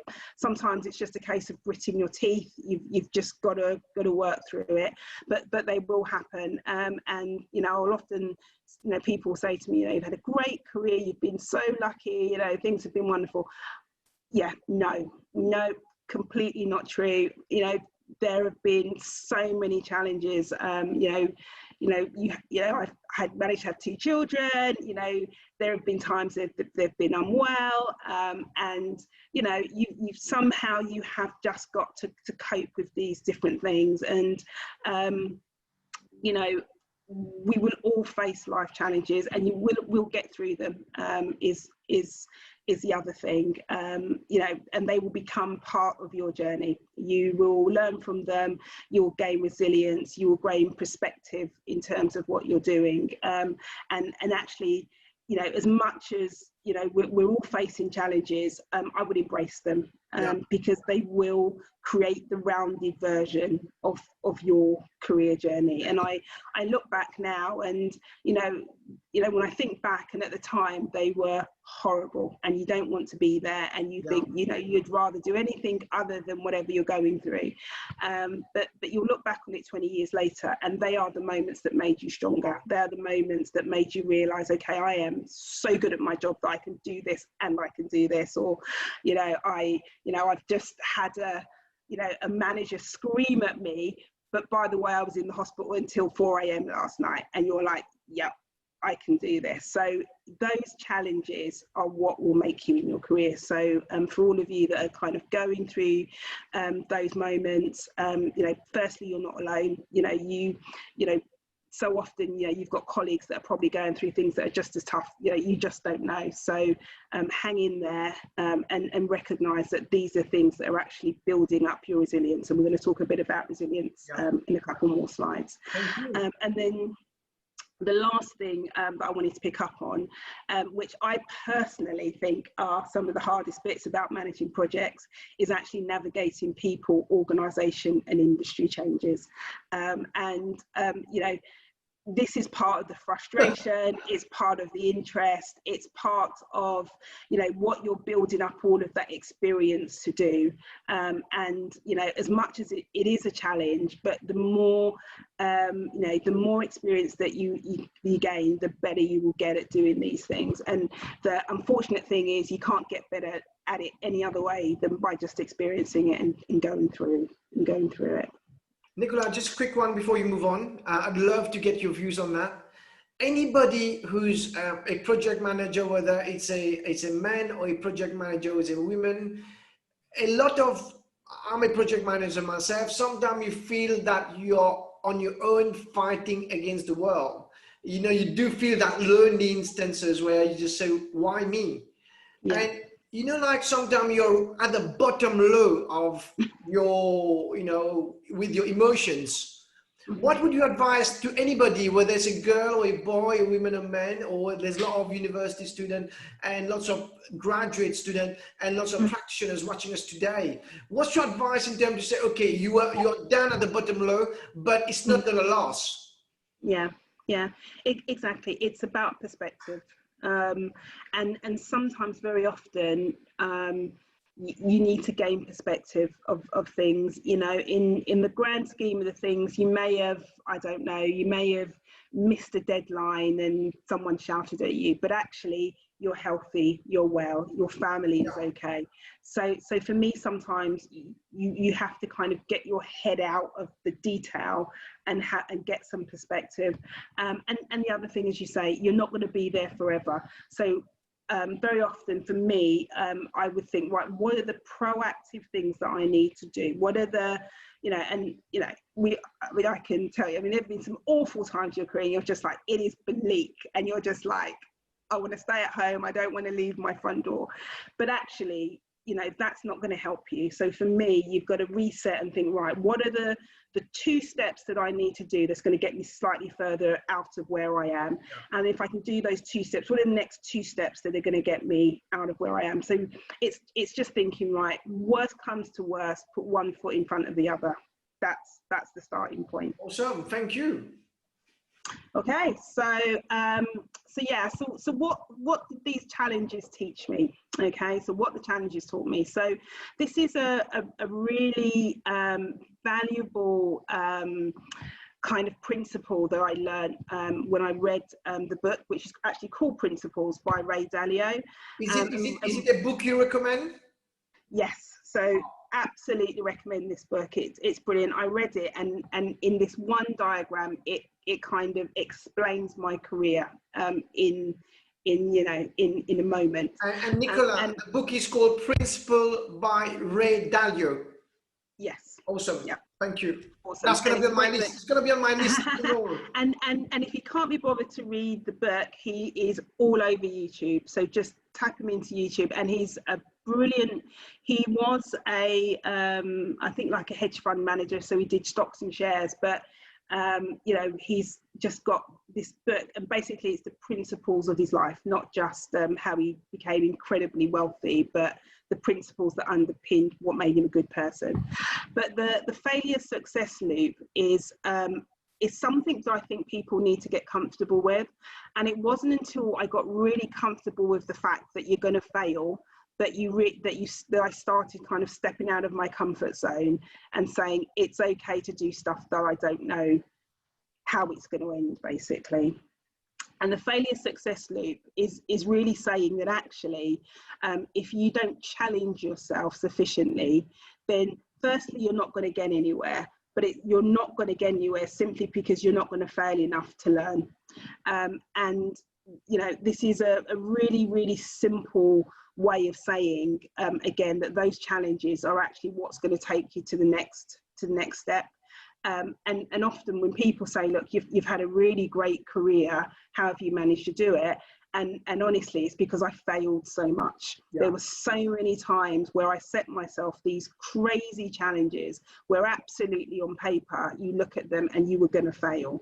And actually it was getting comfortable with the fact that, yes, I'm going to fail, but I'm going to learn so much on that cycle of failure that actually it will propel me to the next point at which I say, okay, I'm going to set myself something else that I might fail out, but then you'll go through that cycle. And you know, if we can get comfortable with actually saying, you know, and there was a great phrase, I can't remember who said it, but actually it said, if you're not making really hard decisions, then you're not setting yourself enough challenges. Yeah. You want to get up and be making decisions that are so hard because you've set yourself the challenges that have created that uncomfort, that you've got to make those difficult decisions. So failure is inevitable, and if you're not failing enough, then you're not challenging yourself enough. Yeah. And you know, this is a really good thing to think about when things aren't going so well. So right now I'm stepping up into a new role in my organisation, and I'm kind of doing it kicking and screaming because I'm thinking, God, this is really hard work. It's really tough. I'm really stressing. I don't know why I'm going through all of this. And I managed to stop myself and say, and I actually said, you know, you're doing horrendously, but you're learning. So keep going, because actually, if you look back at your career, you've been through this so many times and you've come out the other side.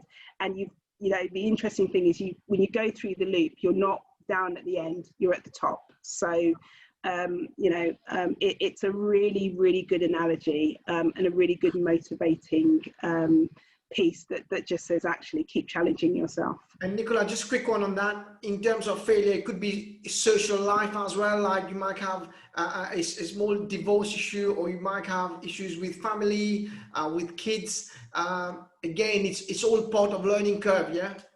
Yeah, definitely. And, you know, I mean, divorces and children, I mean, those things come into a little bit around the kind of, you know, the challenges of life, the stuff that will just happen to you. You know, these challenges are also about the ones you set yourself and where you purposely put yourself into uncomfortable positions. So think of it as two. You're going to have kind of the unknown challenges where you're just thrown in and you've just got to build that resilience. But then you've also got to think, you know, because there'll be periods of your life where you're quite comfortable and nothing's happening. And those are the times where you've got to fight against that kind of quite human need to want to stay in that comfort zone and stay where nothing is. And actually, that's when you've got to get a little bit more, you know, a little bit of sort of friction in your life, and actually say, right, I'm gonna make myself uncomfortable. I'm gonna set myself the audacious goal because I need to fail. Because if I'm not failing, I'm not learning, and if I'm not learning, I'm not growing. Awesome, thank you. So yeah, so that's that little bit on kind of the challenges. And then, so what has it actually taught me? So resilience. So I think I mentioned that before. You won't feel resilience at the moment of going through the challenge, and that is something that, it just didn't occur to me for years. And I kept, I went through one particular period of my career where every time I had a performance review with my manager at the time, there was this thing like, I need to be more resilient.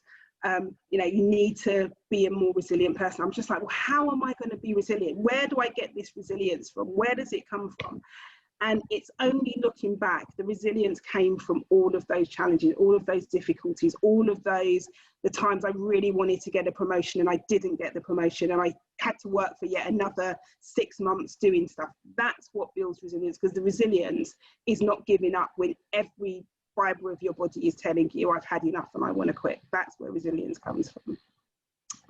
So perseverance, and again, so similarly to the other, it's kind of, you know, so often you're going to want to throw the towel in, and this is sometimes where you've got to come back to your values, come back to, you know, those core cornerstones of your life that kind of help you to kind of hang in there when again what you want to do is just give up. You know, those, you know, amazing aspirations that you have, you know, that's what is going to give you that perseverance. When you set yourself those goals and nothing else is going to stop you from getting them, that's where perseverance comes from. But actually, if you're setting yourself these tiny little things, you know, you're not, you know, that's not going to inspire you to persevere. You want the big goals, you want the audacious goals, you want the things that actually you have absolutely no right in wanting, because those are the ones that are going to push you to do all of those things that you need to. And empathy. So this is that's my favorite word. That's my favorite word, Nicola. I've actually used it today, and I can relate to this. I'd love to have your views. Why do we need to empathize with colleagues, with anybody that you meet from walk of life? Why we have to have that?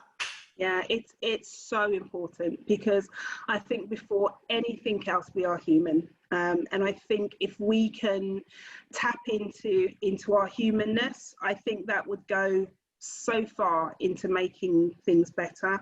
And you know, I can't say where empathy comes from. I can't say how you develop it, but all I can say is to tap into your humanness. And for me, it's treat people how you would want to be treated. You know, we've all had moments of disappointment, and we know how that feels. So for me, it's how can I, you know, if it's in my gift to not make someone feel disappointed or make someone feel hurt, then I'm always going to try and do that. And that empathy comes from it's your experience, and it's simply tapping into your experience as a human person. So for me, that's what empathy is. And then the last one I think on my list is confidence. And again, these are all such kind of amorphous terms, but confidence is another one. Is like, you won't recognize you are getting it during the period you are developing it. The confidence is something that comes as a, you know, as a side part of all the hardships that you go through. And I love what confidence is. Confidence is trust in your ability that you're able to get through something. And actually the only way that you can develop that trust and that confidence is if you've done it and you've survived it. So and actually confidence even comes from going through something and it not coming out perfect. You got through it. So confidence is something that you can only develop by going through something. It just, you know, I don't know if you're the 1% that just turns up confident, but for me, confidence came the more I experienced really uncomfortable situations, and every uncomfortable situation that I went through, my confidence grew just a little bit more. And for me, I was just on a call with my mentor just before this session, and I actually said to him, I was like, I'm in a really uncomfortable situation at the moment, and I can feel my confidence just going, and I'm just like, I've spent years building up this confidence, and I can feel it ebbing away. And he said to me, you know, the only way you're gonna feel better and get the confidence is just to keep going through. You're simply in a situation where you haven't built up the confidence for this particular piece that you're going through. So the only way that you can really develop it is, one, to go through it, and two, to tap into that kind of feeling that you've been through this before. You've been through periods of time when you were uncomfortable, you know, you were out of your comfort zone, and you got through it and you got better as a result of it. So yeah, so challenge for me, you know, take from it the confidence that you're going to get. Yeah. And Nicola, just before you finish on that, you talk about mentor, and you said you've just spoken to your mentor as well. Why? I mean, a lot of us are listening right now, and maybe sometime our ego comes in the way, say, I don't need a mentor, I know it all. Why do I need advice? I can read a book. But why do you need to have a mentor to support you through those life skills? Maybe a quick word on that. I didn't know you had a mentor, but you just told me now. But I'd love to know what the added value of having a mentor in your career. So for me, and you will have different mentors, I hope, through different parts of your career. But for me, they provide perspective,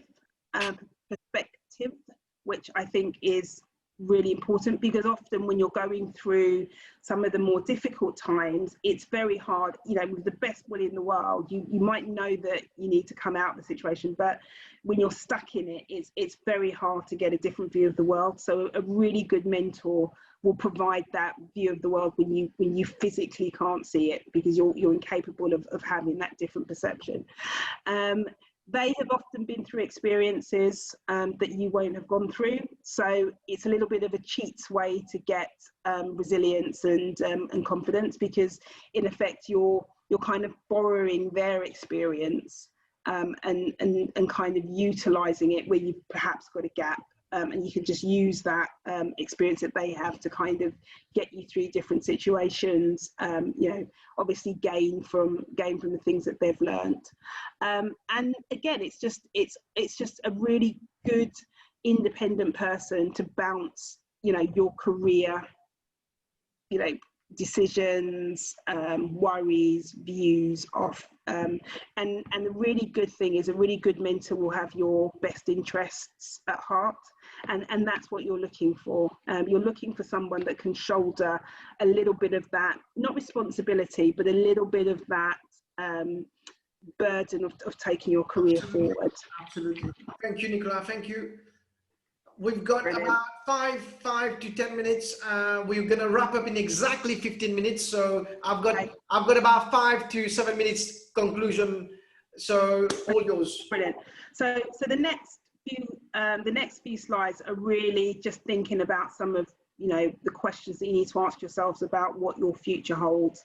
And I think I said before, you know, even having done 20 years, I don't believe that my career is anywhere near the pinnacle of where I want it to get to. You know, I still have lots of hopes and ambitions. And for me, my ambitions that I have now are slightly different to the ambitions that I had when I started out at 24. But, you know, these questions still underpin how I'm thinking about the dreams and the goals that I'm setting myself. So first of all, it's very much what I started out with: who are you? So what is it about yourself to make yourself happy and complete and whole as a person, and create work and opportunities that are going to be able to validate that. You know, there is nothing sadder than somebody who has said they've sat in a career for 20 years, 30 years, 40 years, and they're not happy. You have one life. Your career and your profession is such a big part of that. You know, if you're not doing exactly what you want to be, what you're happy about doing, think about how you can move towards a situation where you will be happier doing it. But you can't get to that place unless you know what's driving you, unless you know what's going to make you happy. So, ask yourself, what is it? What if I could, wake up tomorrow morning and do, the thing that was going to make me most happy, what would that be? And then work out how you're going to work towards that. Awesome. Yeah, I mean, there's a question, if what would your 9-year-old self want to be doing? And it's so funny. It's a strange question, but I guarantee your 9-year-old self was the version of you that before you got disillusioned and tainted. Think about who you were then, what you wanted to do. Think about what you care about, what matters to you, and then dare to be authentic. Dare to take the chance to be vulnerable and be the version of yourself that you want to be. I think I mentioned before, it was only when I really, really got in touch with what mattered to me that my career really started taking off, because suddenly my effort and my authenticity were both aligned. And then suddenly it just is such a powerful combination in taking you forward. And then lastly, as I said, what brings you happiness? So live your perfect day and then seek to repeat it. It's the simplest kind of formula that I can say, but actually if part of your aspiration, part of your objective is to work to find your perfect day, you will work really hard and you'll keep doing it, and you'll keep kind of perfecting those little bits and tweaking it so that it becomes absolutely what brings you happiness. And then simply just keep doing it, keep finding experiences, opportunities, people that can help you to do that. And especially as well, Nicola, just quick one on your happiness. As a project manager, as a manager, you're gonna need to bring that vibe, right? Because if you have a depressed project manager, yeah, everybody else around you get depressed and offensive, yeah, right? Yeah, you have to bring a certain level of positivity, a certain level of attitude that wants to move things forward. And actually, if you're not in the right mindset, or you're too pessimistic, then you will end up, and there are studies, there are all kinds of repercussions if your project is based on pessimism. So and again, this comes back to a really good consultant. You want to be looking for solutions, you want to be looking for the things that are opening the doors, not the things that are closing the doors to you. Excellent. We're just going to take some questions quickly. So before I conclude for fun, I've got the last bit left for you. So I think, can we have a big round of applause for, thank you, a big hands up to a massive thank you for Nicola, in the UK. I've loved every single minute of it. So please, please, please put your hands up, everybody. It's been awesome. I'm going to take three common questions on the list of questions there. You are a chartered project professionals, and what is your advice to people today watching you? What is your advice in terms of saying why they need to become chartered and join an institution such as APM? Simply because in 4 letters, it tells people very quickly what you're capable of, and the project journey that you've been on, and your ability to be excellent in terms of what you do. Okay, thank you. The next question is, a lot of graduates, they're looking for jobs, they will be applying for jobs, especially in COVID-19 where people are being laid off. What would be your advice to many of the young people watching us, and young women and young men? What would be your advice in this adversity at the moment? Yeah, network. Find as many opportunities to grow your experience and grow your network. And those two things are so powerful when they come together. You know, none of us knows kind of when this current kind of economic climate is going to change. But if you are building your skill set and you're building your network, when those opportunities come around, you will be in the best place to take advantage of them. And just at the back of it, there was a question about what is the best way to promote your practice? So in terms of, you know, maybe your firm or yourself, how do you promote yourself? So you talk about network. Are we talking about LinkedIn, have a professional profile, do blogging, write article? What's your advice on that, Nicola? I think it's about profile. So any way that you are able to raise your profile in a way that underpins your credibility, and that may be writing blogs, that may be going to professional fairs, it might just be, you know, networking, going to networking events and talking to people. You know, there are so many different opportunities to raise your profile. Talking in forums such as this one, you know, it's had the side effect of raising my profile and allowing me to meet lots of people who I otherwise wouldn't have met. And you know, what you're looking for are those opportunities to just widen your reach. You know, find people who are going to be looking for whatever you have to sell to them. You know, what you don't realize is you've got to be quite proactive. You've got to get out there. But those people who are looking for you, your message will resonate with them, you know, so it's a numbers game. You've got to get out there and find them. Okay, Nicola, we will be finishing exactly 7 minutes. We have 125 of us watching us after almost 2 hours. Thank you, everybody. Have a quick breather, Nicola. You can switch your video. I'm going to give 5 minutes of conclusion before we conclude this inspiring webinar, which is amazing. So let me share this with you, everybody, before we conclude. Okay, so if you can see my screen, please, if you can put your hands up, and if you can see me as well, you can hear me. Thank you, I can see that. So massive thank you, everybody, and to gargantuan thank you to Nicola. We paused that, and I just want to share something with you. And I like to read. I'm not a massive reader, but I love this book, Becoming Michelle Obama. If you haven't read it, to me, it's a tribute to Nicola.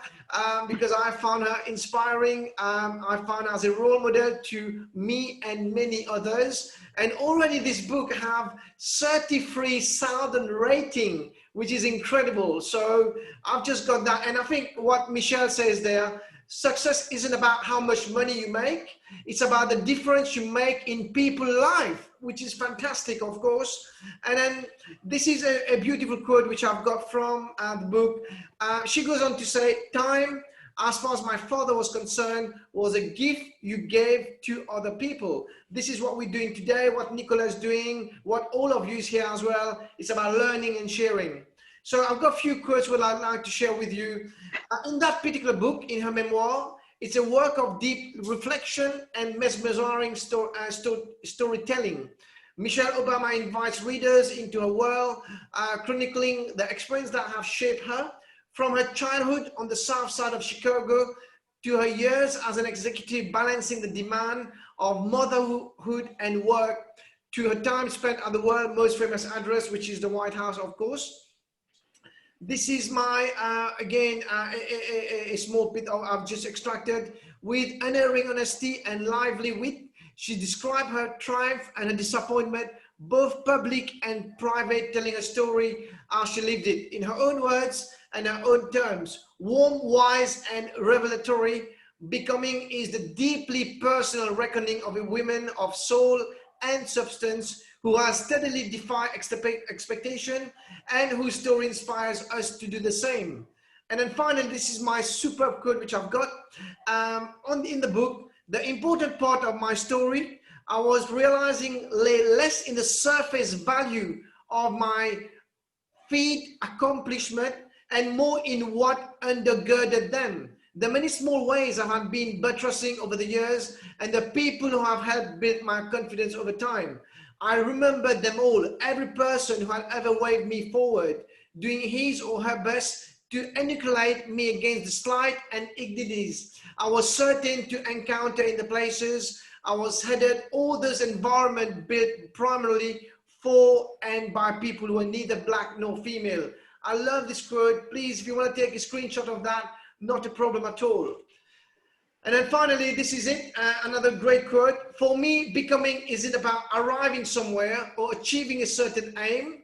I see it instead as a forward motion, just like Nicola mentioned, a means of evolving a way to reach continuous towards a better self. The journey doesn't end. I became a mother, but I still have a lot to learn from and give to my children. I became a wife, but I continue to adapt to and be humbled by what it means to truly love and make a life with another person. I've become, by certain measures, a person of power, and yet there are moments still where I feel insecure or unheard. Exactly what Nicola just mentioned. It's all a process, a step along a path. Becoming requires equal part patience and rigor.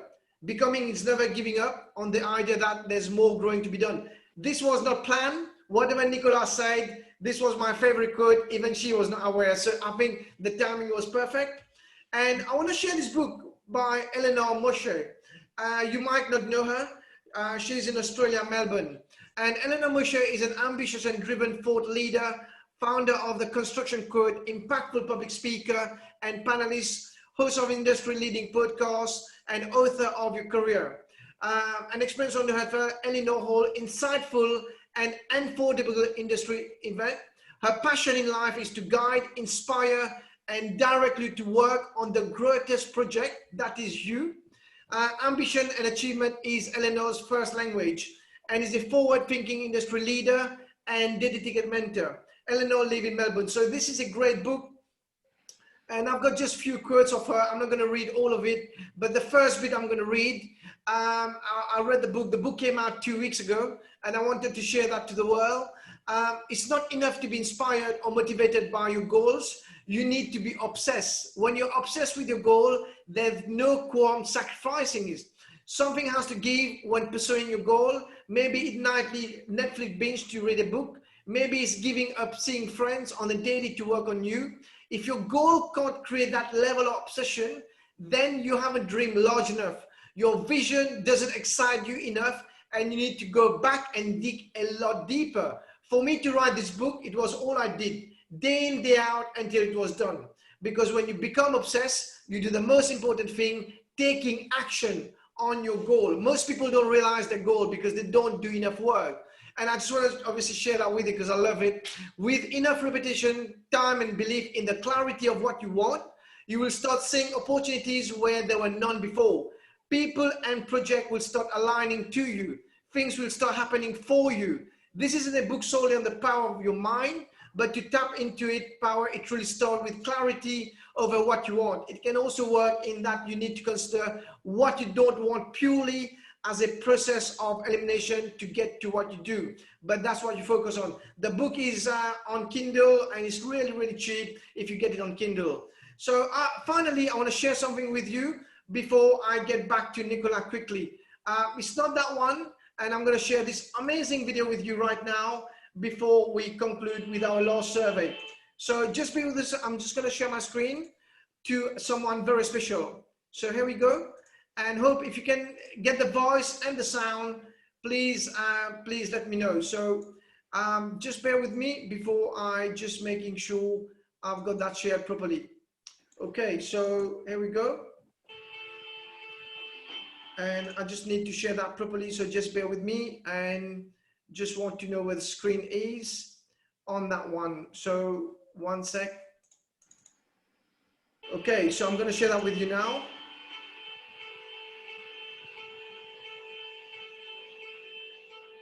No, it's not coming up for whatever reason. Okay.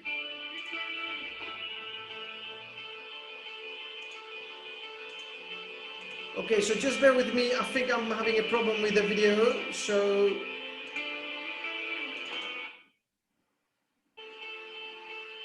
okay, so I think I'm having a small issue with the video, but I'm going to play it for you. Just give me 1 minute before I get back to Nicola. I actually played it earlier. So just give me 1 minute and I want to probably share that on YouTube itself. And it's a great video, which I would like to leave with you. Inspiring story. Here we go.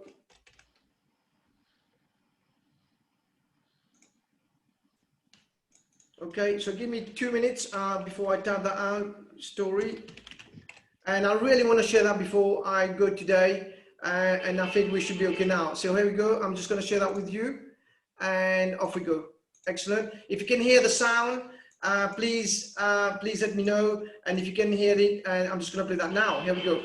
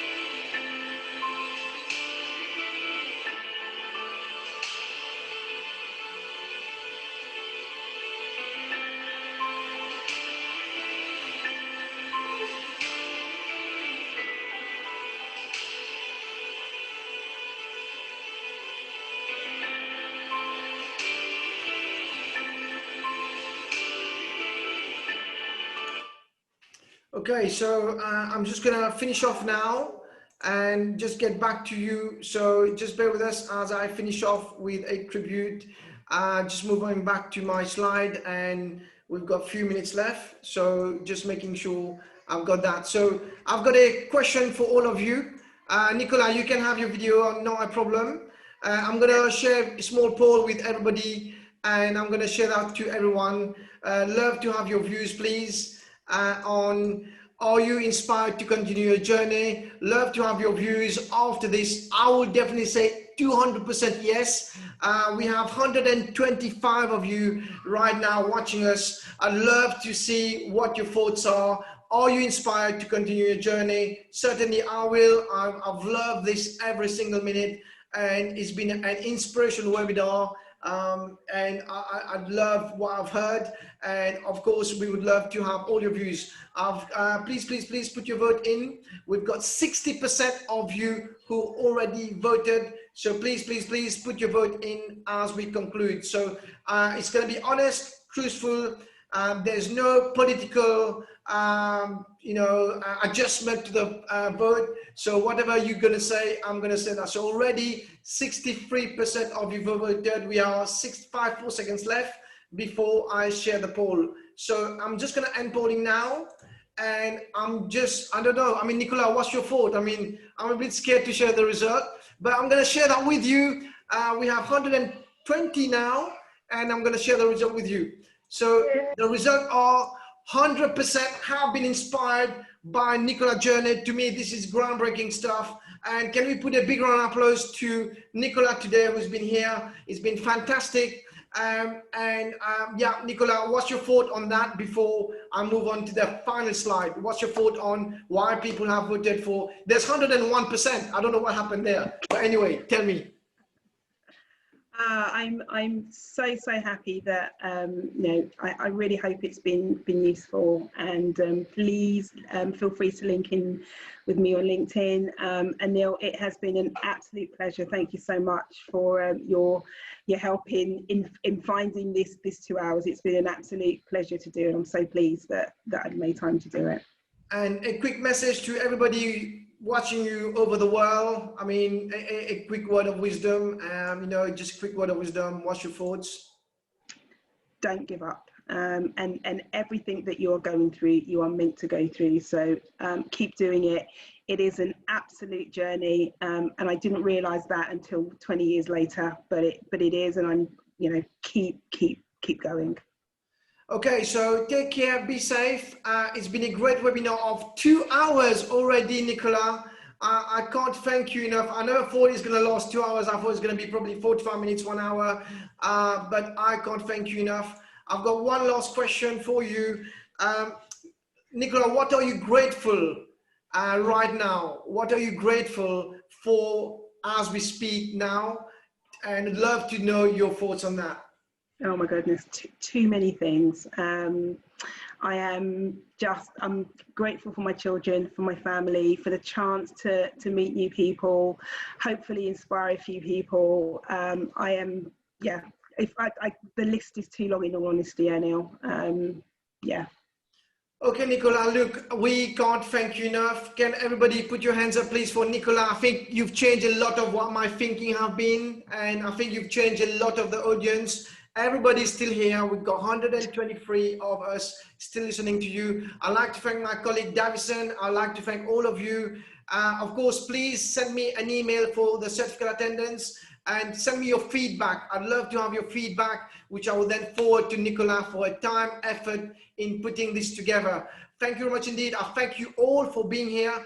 Thank you, my colleague Davison and Nicola. I can't thank you enough. Look, you're from the UK. We are hosting it from the Southern Hemisphere, and we are all connecting with you. So I can't thank you enough. I also saw Davison put a comment earlier, not planned. This is our 30th webinar, and it's been incredible when we started it, and we've got Nicola here, which is a fantastic milestone to have you, Nicola. It's been a great tribute to have you, and I hope you can inspire many more around the world and around the globe as you progress. So I'd love to see you maybe next year for another part 2 webinar. And we wish you well success in Arup. There has been lots of colleagues from Arup watching you today as well. So thank you, everybody. I don't want to go, but I have to. Take care, and we'll see you when we see you. But please put your feedback and email me for a certificate. Nicola, maybe a final word, Nicola. I'd love to see a final word to anybody who wants to become a project manager. What's your advice to, what are the key skills you've learned to be a good project manager where you're today? Oh my goodness, just if you want to do it, find out, learn as much as you can about the profession, look at the areas that you think you can be good at, and just go for it. Get some experience, find a project that you can assist on, and just get involved. Just find a way to get a foot in the door, and just work really hard. Yeah, and just to let you know, in terms of Nicola, I will be sending an email with Nicola's LinkedIn details. I'll be sending an email with YouTube recording as well. So don't worry, we'll be sending that, because a lot of people want to know how to get exchange or communication with you. So thank you, everybody. Take care. Nicola, a big wave from in the master, a big wave. Thank you, everybody. Take care. Take care. Thank you. Bye. See you later. Bye bye.